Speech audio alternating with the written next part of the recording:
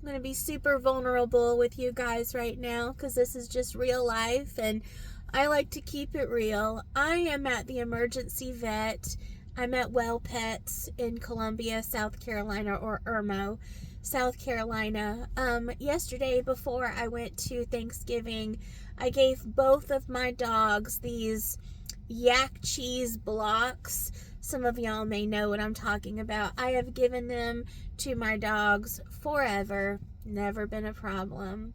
Usually it takes them at least a week to get them to eat the whole thing. Sorry, I'm not all here, to chew through the entire thing. Well, I came home and I noticed when I came home there were several piles, and I mean piles of vomit foam. Sorry to be so, so graphic, but it is what it is.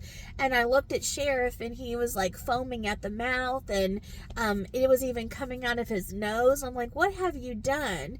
Then I realized there was no more yak cheese of his. Maddie was still working on hers. She was maybe an eighth through hers, maybe that.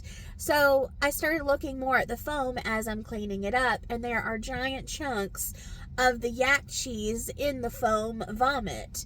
So I'm like, something was wrong, possibly wrong with this one that he got. Maybe the batch, maybe it was old, maybe it wasn't done right, but it was very brittle because it was just breaking off so easily. Well, he was sick and he kept vomiting up the foam, so I didn't feed him dinner last night. And I tried to encourage him to drink water, and he did, and I praised him every time he drank water, but it just came right back up. I was hoping by the morning we would have a different picture. We don't. I tried to feed him. He was not interested. That dog does not miss a meal. That dog does not miss a treat. Tried to give him cheese, like real cheese, because that's their favorite thing. Didn't want it. Didn't even try. So I brought him to the emergency vet when they opened at noon. I wish they opened sooner, only to be told that he has a blockage in his throat or esophagus, and they believe it is the last giant chunk of the yak cheese that he broke down so easily, and they put him on an IV right now because he was so dehydrated.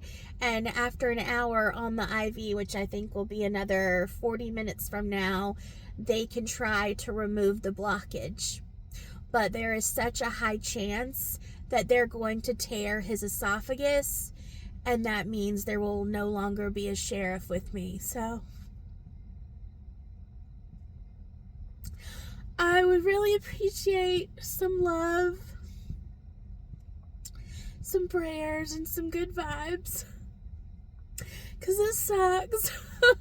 It really sucks. I love that dog so much, and I've already lost 3 other pets in 3 years.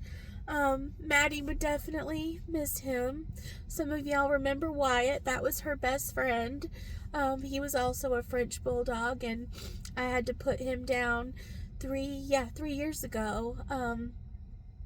So sorry to be so vulnerable, but this is my life right now, and please just pray that we get through this. If he does come through after all of this, I have to feed him sitting upright for quite a bit for his esophagus and throat to heal after going through such a horrible thing.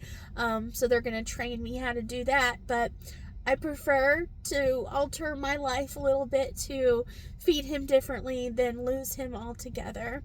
So thank you for listening. I will keep y'all updated.